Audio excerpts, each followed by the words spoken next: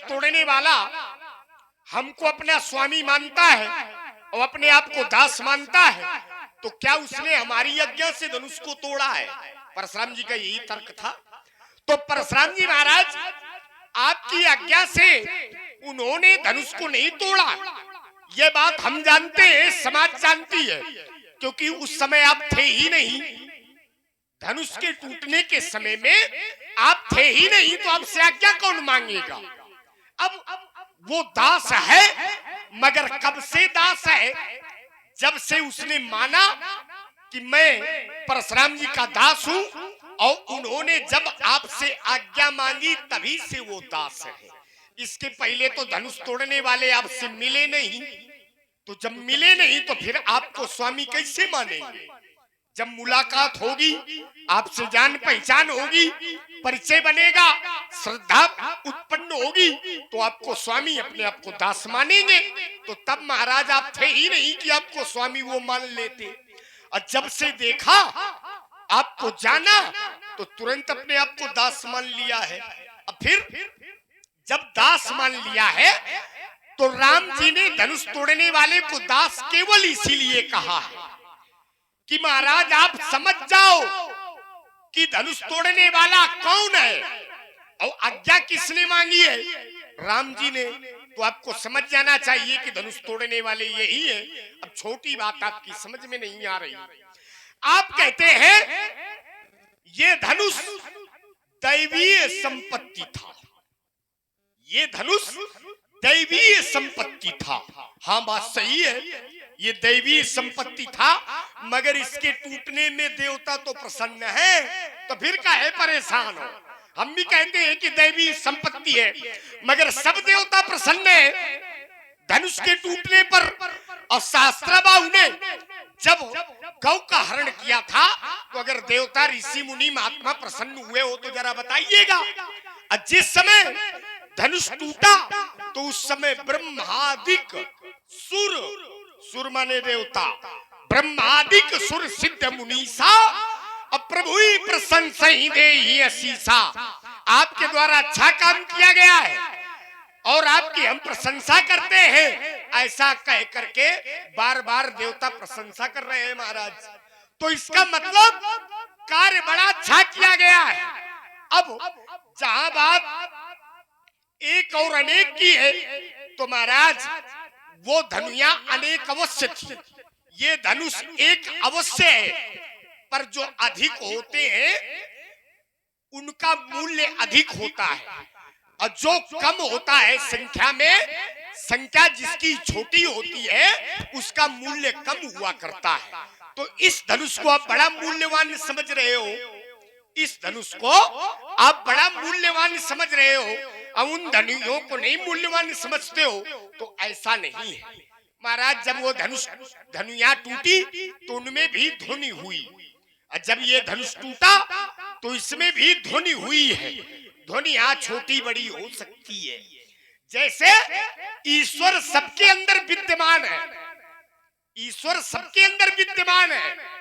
अब वो ईश्वर कितनी शक्ति के साथ किसके अंदर विद्यमान है, किस रूप में विद्यमान है, वो तो ईश्वर जाने, मगर है तो सबके अंदर। इसी तरह से आप केवल ईश्वर का दर्शन करिए तो धनुया और धनुष एक बराबर लगेंगे। यहीं से अल्प विराम, थोड़ी देर में पूर्ण विराम हो जाएगा। आइए देखेंगे। महाराज मनु और शत्रुपा ने जब तपस्या 23,000 वर्ष तक किया था, यह विधि बीते बरस खट सहस बारी आहार, असंबत सप्त सहस्त्र पुनि रहे समीर आधार। बरस सहस्त्र त्याग्यो सो ठाढ़े रहे एक पद्दू। तब उन्हें यह संभव हो पाया था कि मांग मांग पर भय न बानी, परम गंभीर कृपा मृत्सानी, तो हष्ट पुष्ट तन भय सुहाई, मानव वही भवनते आई।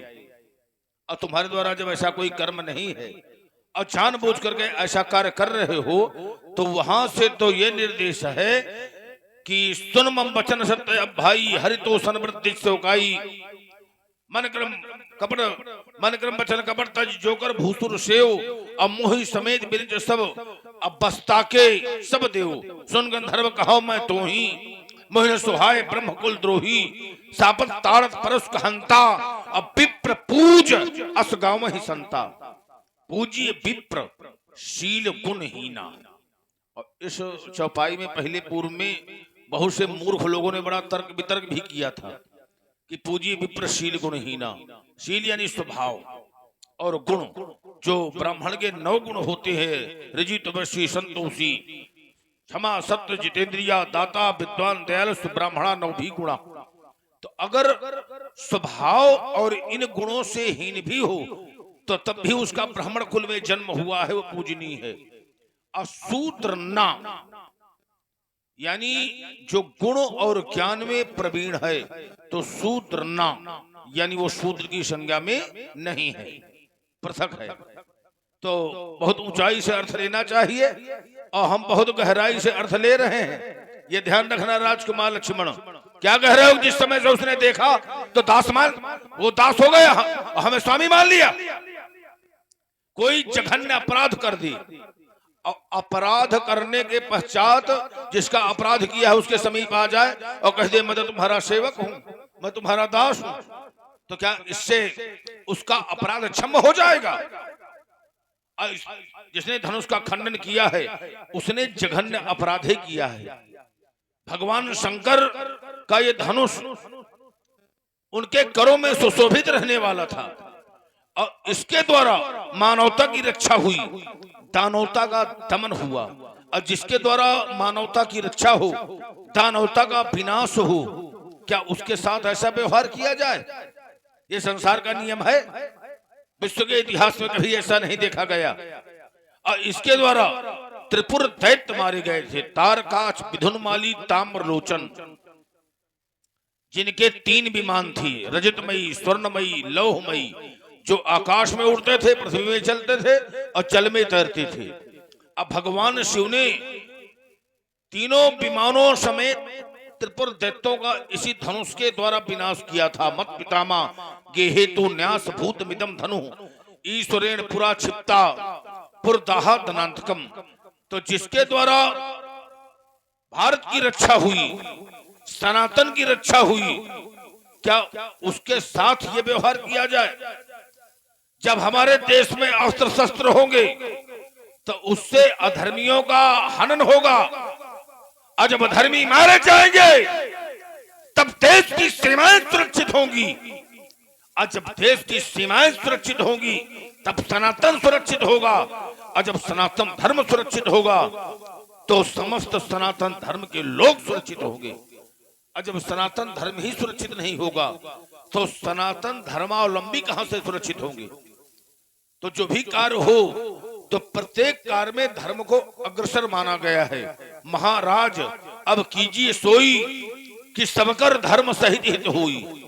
अगर हित हो सबका तो धर्म के सहित हित हो, और जहां पर अपने धर्म में आघात हो तो उस हित को भी व्यक्तियों को स्वीकार नहीं करना चाहिए।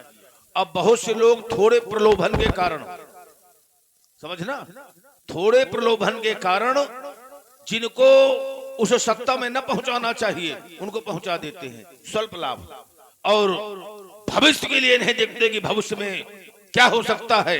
अगर धर्म नहीं होगा, धर्म की वृद्धि नहीं होगी, तो क्या आने वाली संतति, आने वाली पीढ़ी सुरक्षित हो सकती है?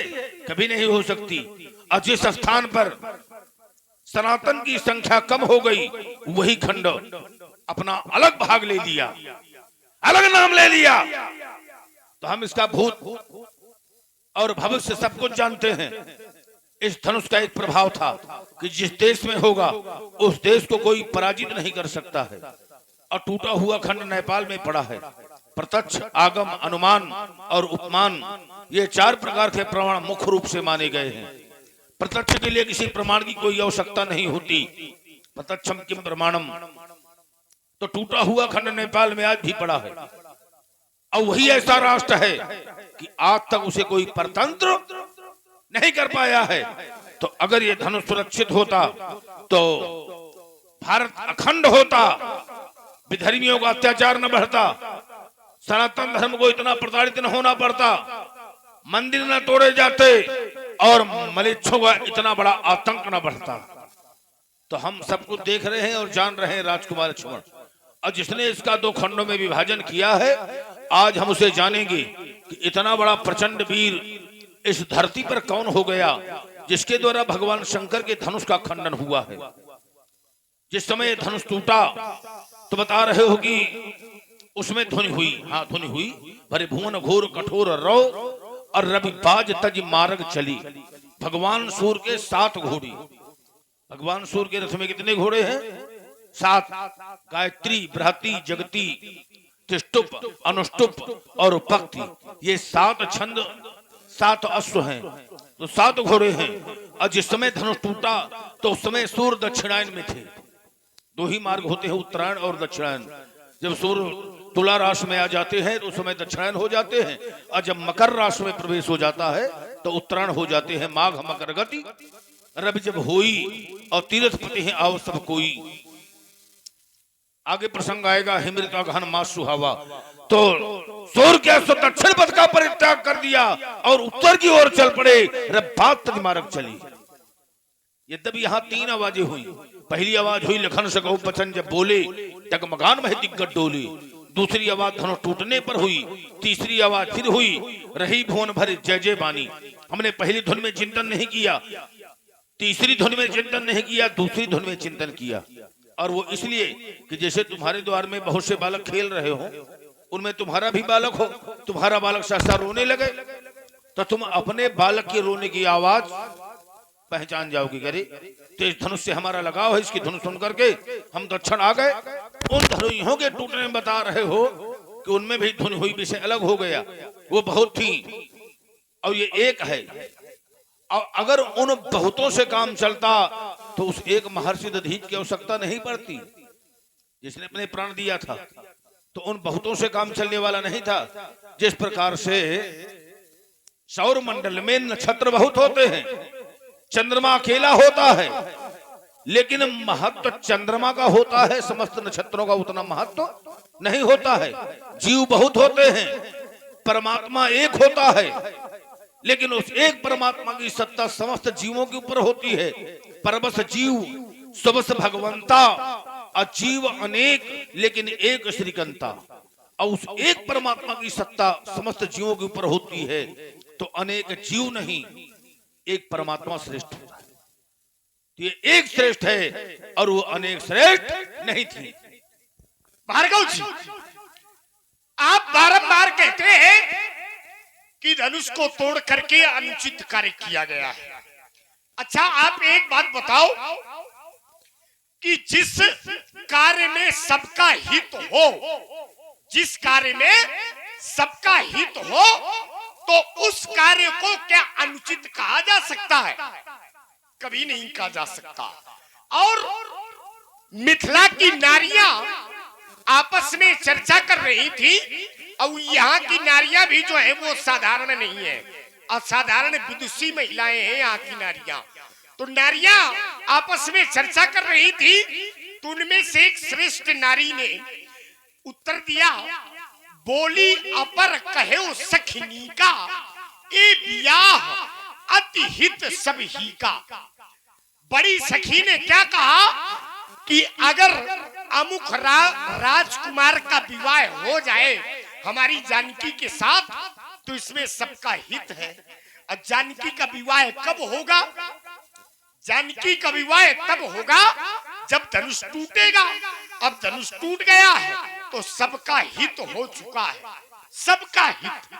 और उस समय आप यहाँ पर नहीं थे जिस समय ये कहा गया कि सबका हित होगा, और अब आए हो तो लगता है कि आपका हित नहीं है, आपका कुछ अहित हुआ है। पर वास्तविकता में आपका भी इसमें अहित नहीं है। जैसे कोई अपराधी व्यक्ति किसी को मार डाले तो उसको दंड देना चाहिए, पर अगर घटना प्राकृतिक हो कि जैसे भूकंप आ जाए और उसमें घर हिल जाए और लोग घरों के अंदर दब करके मर जाए, तो क्या किसी को दोषी और अपराधी बनाया जाएगा? तो ऐसे महाराज यहाँ की जो घटना है प्राकृतिक है। भाई ये धनुष है प्रकृति, अब प्रकृति को संचालित करने वाला कौन होता है? तो प्रकृति को चलाने वाला है परमात्मा। और जब स्वयं परमात्मा ही धनुष को तोड़ रहा है, प्रकृति को जब वो स्वयं चलाने वाला चला रहा है, धनुष को तोड़ रहा है, तो फिर अनुचित कैसे हो गया? अब एक बात और हमारे मनोमस्तिष्क में आई, वो यह बात है कि जब से इस धनुष को शंकर जी ने देवरात को दिया, महाराज जनक जी के पूर्वज को, और इसके पहले मिथिला में धनुष नहीं था, तो क्या इसके पहले किसी ने अधिकार किया है? नहीं किया है। बात यह है कि इस धनुष से इस नगरी की रक्षा नहीं है, बल्कि भगवान शूलपाणी शंकर भगवान स्वयं इस क्षेत्र की जनकपुरी की रक्षा करते हैं, रक्षा करते रहेंगे। न पहले कोई अधिकार कर पाया है इस नगर में, न वर्तमान में किया है किसी ने अधिकार, न भविष्य में अधिकार कर पाएगा। ये शंकर भगवान की कृपा है, ये धनुष की महिमा नहीं है। हाँ, ये धनुष दिया गया और ये कहा गया कि इसकी पूजा करते रहना। अब पूजा करते करते पूजा करने वाले को फल भी तो चाहिए, तो फल कुछ मिला नहीं जनक के पूर्वजों को, न जनक जी को। तो जनक जी ने विचार किया कि ये धनुष तो जड़ है, इसके द्वारा भला फल कैसे मिलेगा? तो उन्होंने सोचा कि मिलेगा नहीं तो चलो हम ही ले लेते हैं फल। अब फल कैसे लिया? उन्होंने इस धनुष के माध्यम से प्रतिज्ञा कर दी कि जो भी इस धनुष को तोड़ेगा जानकी से उसका विवाह होगा। और जनक जानते हैं कि ये धनुष है शंकर जी का, और इस धनुष को केवल दो ही तोड़ सकते हैं, केवल दो, एक शंकर जी और एक विष्णु भगवान। तो शंकर जी तो इस धनुष को तोड़ेंगे नहीं, क्योंकि धनुष उन्हीं का है। अगर तोड़ना होता तो जिस समय ये धनुष चला नहीं था तो उसी समय तोड़ देते, पर उन्होंने इस धनुष को तोड़ा नहीं। तो जनक ने विचार किया कि फिर इस धनुष को कौन तोड़ सकता है? तो इस धनुष को हरि तोड़ सकते हैं। तो हरि रूपी सुंदर सा फल मिल गया है, इसलिए धनुष का टूटना बहुत अच्छा है। अब आप कहते हैं कि एक का महत्व होता है, जैसे एक ईश्वर है और अनेक जीव है। तो महाराज अगर एक ही का महत्व है तो एक ही बने रहते, बहुत क्यों बन गए? भाई वही परमात्मा तो बहुत रूपों में विद्यमान हो गया। एको हम बहुत श्याम, परमात्मा एक है, पर परमात्मा ने विचार किया कि मैं एक होते हुए भी अनेक हो जाऊं। अगर वो अनेक न हो तो आप लोग भला में फिर कैसे दिखाई पड़ो? तो ये परमात्मा के ही सब रूप है, परमात्मा के ही अंश है। ईश्वर अंश जीव अविनाशी। तो महाराज लीला करने के लिए, संसार को चलाने के लिए, परमात्मा को अपना खेल खेलने के लिए बहुतों की जरूरत है, अकेले वो कहीं कुछ न कर पाएंगे। बोलिए स्वल्प विराम। ये धनुष को बता रहे हो प्रकृति है। अच्छा एक बात ये बताइए, क्या प्रकृति से भिन्न यहाँ कुछ है? भूम रापो अनलो वायु खम मनो बुद्धिरेवचा अहंकार इत्ययम में भिन्ना प्रकृति अष्टधा। यानी छित जल पावक गगन समीर मन बुद्धि और अहंकार, ये 8 प्रकार की परा प्रकृति है। तो जितना भी कुछ दिखाई दे रहा है ये सब पृथ्वी तत्व है ना भाई? जैसे वृक्ष है पृथ्वी से उत्पन्न हुआ है और सनय सनय करके एक दिन केवल पृथ्वी तत्व में ही ये विलीन हो जाएगा। तो जो भी कुछ दिखाई दे रहा है ये सब क्या है? पृथ्वी तत्व है। एक न एक दिन पृथ्वी में ही विलीन हो जाएगा। पृथ्वी से नाना प्रकार के वस्तुओं का निर्माण होता है, लेकिन ये सब केवल क्या है? पृथ्वी यानी मिट्टी का विकार है, वो नष्ट हो जाएगा। जैसे सोना से नाना प्रकार के आभूषण बना दिए जाते हैं, लेकिन वो आभूषण क्या है? सोना का विकार है ना? वो आभूषण एक दिन बिगड़ जाएंगे, केवल सोना ही बना रहेगा। तो ठीक जो भी कुछ दिखाई दे रहा है केवल पृथ्वी तत्व है और एक दिन पृथ्वी में विलीन हो जाएगा। तो प्रकृति के अंतर्गत तो सब कुछ है, विषय अलग हो गया, लेकिन ये विज्ञान है। दान परस बुद्धि शक्ति प्रचंडा, अब पर विज्ञान कठिन को दंडा। धनुष को श्रेष्ठ विज्ञान माना गया है। और इनमें दो धनुष दिव्य, दो धनुष श्रेष्ठ हैं, पिनाक और सारंग। तो अगर कोई वैज्ञानिक किसी विज्ञान को नष्ट करवाता है, जैसे सेतु, ये भी विज्ञान है, अब अगर पुराना हो गया तो उसे नष्ट करने से पहले उसके पास से कोई दूसरे सेतु का निर्माण पहले करवा दिया जाता है। तो दो सेतु हैं, एक पिनाक और एक सारंग। अब कभी कभी आप लोगों ने देखा होगा कि दो सेतु बने रहते हैं, आने का अलग जाने का अलग, एक को तोड़ दिया, केवल एक बचा है, उसी से लोग आएंगे जाएंगे। तो जो पैतृक संपत्ति है तो उसे बढ़ाना चाहिए, ना कि घटाना चाहिए। जो भी धरोहर के रूप में, पैतृक संपत्ति के रूप में प्राप्त हुआ है तो उसकी वृद्धि करना चाहिए, उसे नष्ट नहीं करना चाहिए। और जब कुल में कहीं ऐसा उत्पन्न हो गया पुत्र, तो उसके द्वारा ऐसा कार्य होता है, जिम कपूत के उपजे कुल सद्धर्म नसाही। अगर कपूत हो गया तो कुल के सारे धार्मिक कार्य समाप्त हो जाते हैं।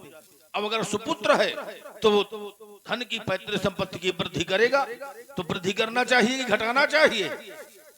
विश्व में किसी में सामर्थ्य नहीं है कि अब धनुष पिनाक के समान का कोई दूसरा बनवा सके। क्या कह रहे हो? ये तो हर तोड़ सकते थे या हर तोड़ सकते थे, ठीक है। अगर ये बात तुम जानते हो तो राजा जनक तुमसे ज्यादा ज्ञानी है, उनके संज्ञान में होना चाहिए। अभी राजा जनक के द्वारा जो घोषणा करवाई गई, कहेंद्र पर जाय कहो परम मोरा, सुनो सकल महिपाल, द्वीप द्वीप के भूपति नाना, आए सुनी हम जो प्रण ठाना। तो अगर राजा जनक ऐसा जानते होते तो जो संपूर्ण विश्व के महिपाल यहाँ एकत्र हैं, तो क्या इनको बुलाया जाता? तुम ही बहुत बड़े ज्ञानी हो। राजा जनक का ज्ञान जासु ज्ञान भव निष्नासा, वो बात नहीं जानते थे कि केवल दो ही लोगों के द्वारा कार्य संभव होगा। तो ये सातों द्वीपों के जो राजा यहाँ एकत्र हैं, क्या इनको बुलाया जाता? और यहाँ तक कि देव धनुष धरि मनुष्य शरीरा, देवता और दैत्य ये भी दोनों आज मनुष्य का रूप धारण करके यहाँ विद्यमान हो गए हैं। और आज तक जब जब देवता और दैत्य एकत्र हुए हैं तो बाद में विवाद निश्चित हुआ है। जैसे समुद्र मंथन में देवता दैत्य मिलकर के समुद्र मंथन किया, लेकिन जब अमृत का प्रादुर्भाव हुआ, पहले उस घट को लेकर के जयंत भगा था, तो पहले उसने रखा कहा? नासिक में, और फिर उसने रखा उज्जैन में, फिर हरिद्वार में, और फिर प्रयागराज में।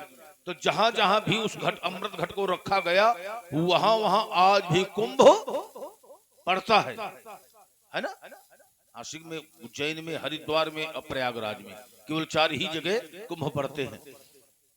तो बाद में देवासुर संग्राम हुआ और यहाँ देवता दैत्य दोनों एक ध्वज तले बैठे हैं, लेकिन दोनों शांत बैठे हैं, किसी प्रकार का कोई विवाद नहीं हो रहा। और उसका कारण यह है कि आज देवता देवता के रूप में नहीं है और दैत्य दैत्य के रूप में नहीं है, धारी मनुष्य शरीरा। ये मनुष्य शरीर का कितना बड़ा प्रभाव है कि आज वो अपना सहज बैर भूल गए हैं। जो जन्मजात उनका बैर है, तो सहज बैर को भूल करके आज दोनों एक ध्वज तले शांत बैठे हैं। गायन देवा के गीत कहानी धनस्तुते भारत भूमि भागे। देवताओं ने पुराणों में गायन किया है कि भारतवर्ष में जन्म लेने वाले मनुष्य धन्य हैं, बड़े भाग मानुष तन पावा और सुर दुर्लभ सद ग्रंथन गावा। तो जो उनका एक निश्चय था और जिसके लिए वो लालायित थे, वो आज उनको यहाँ संभव हो गया है, इसलिए अपने वास्तविक पैर को भूल गए हैं। क्या कह रहे हो कि अगर उस एक का महत्व है तो अनेक रूपों में क्यों? देखिए, अनेक रूपों में होता है, लेकिन फिर भी महत्व एक ही का होता है। चाहे जितने अनेक रूप हो जाएं, लेकिन फिर भी उस एक का अवश्य महत्व होगा। जैसे जो मुख्य रूप होता है तो उसके द्वारा ही सारे कार्य होते हैं। उपजे ही जासु अंशते नाना संभ विरंज विष्णु भगवाना। तो जो मुख्य होता है महत्व उसी का होता है। तो इसलिए महत्व केवल इस धनुष का है और इसकी तुलना कोई विश्व में कर नहीं सकता है। अब देखिए, जो सिद्धांत है उसको सदैव अटल रखा गया है, और जो अपवाद है तो अपवाद को व्यक्ति समाप्त कर देता है, लेकिन सिद्धांत को समाप्त नहीं किया जा सकता। तो ये सिद्धांत है।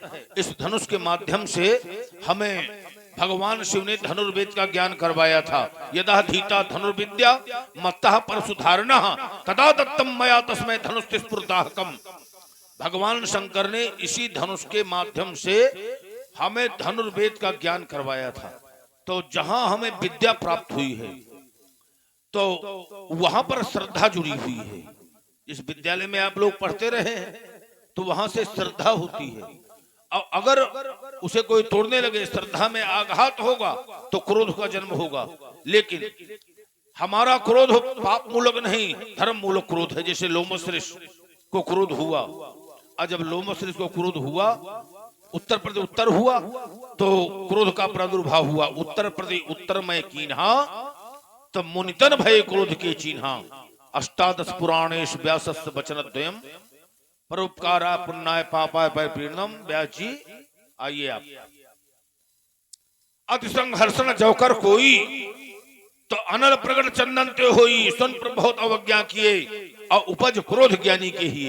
अगर बहुत अधिक अवज्ञा की गई तो ज्ञानी के हृदय में भी क्रोध का प्रादुर्भाव हो जाता है, तो उसे नकारा नहीं जाता। तो हमारे क्रोध को नकारा नहीं जा सकता, क्योंकि धर्म के धरातल में खड़े होकर के हम क्रोध कर रहे हैं।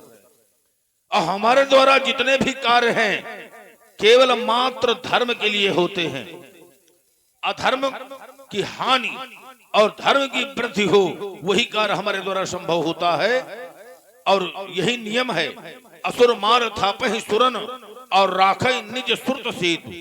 असुरों का विनाश हो और सज्जनों की रक्षा हो।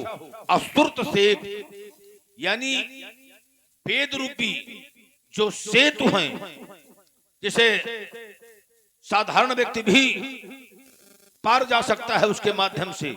अति पार जो सरित बर जौंद्र पर सेतु कराए, चढ़ी पिपील को परम श्रम बिन श्रम पार ही जाए।